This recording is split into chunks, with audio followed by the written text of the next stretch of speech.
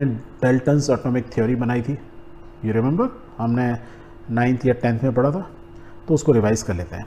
In 1808 Dalton published a new system of chemical philosophy in which he propose the following thing. इन्होंने क्या क्या propose किया था?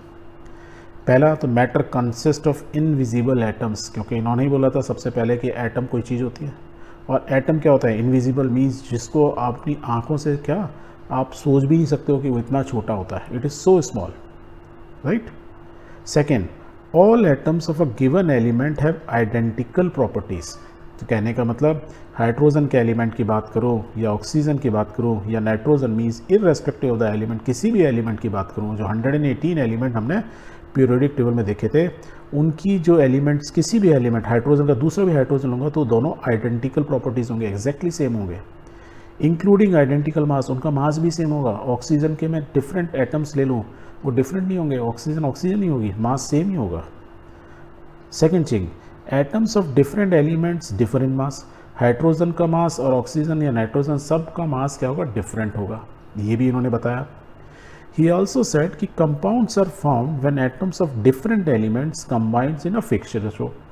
Hydrogen के साथ एक फिक्स रेशियो 1:1 रेशियो मिलेगा तो हाइड्रोजन मॉलिक्यूल बन जाएगा। वाटर बनाने के लिए क्या चाहिए था? एक ऑक्सीजन 2 हाइड्रोजन चाहिए था, H2O मीन्स फिक्स रेशियो में, और ये अभी हमने पढ़ा भी, राइट, ओके।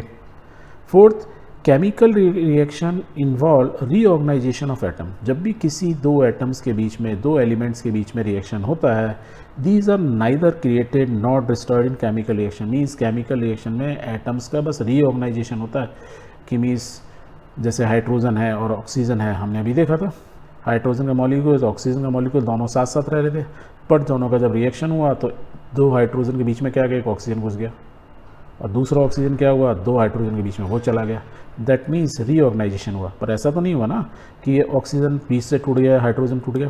तो मीन्स कहने का मतलब they can neither be created not be destroyed in the chemical reaction. Chemical reaction में बस एटम का रीऑर्गेनाइजेशन होता है, उनका डिस्ट्रक्शन या क्रिएशन नहीं होता है, अपने आप ऑक्सीजन जनरेट नहीं हो जाएगी।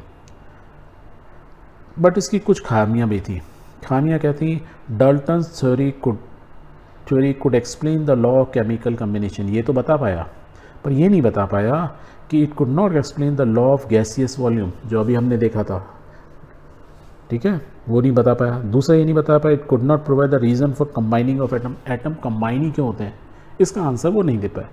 बट कब की बात कर रहे हैं हम? 1808, अभी क्या चल रहा है? 2024, मीन्स आज से करीब करीब 225 साल या 200, ऐसे मान लो 210 साल, 200 साल ही मान लो, 200 साल पहले किसी आदमी ने, जब कंप्यूटर नहीं थे, आपके पास इलेक्ट्रॉनिक माइक्रोस्कोप नहीं थे, at that time he was able to tell कि कोई ऐसी चीज़ होती है जिसको एटम बोलते हैं, जो आइडेंटिकल प्रॉपर्टीज़ होती हैं, जो फिक्स रेशो में मिक्स करते हैं, जो कभी डिस्ट्रॉय नहीं होते हैं, and they follow the laws of chemical combination.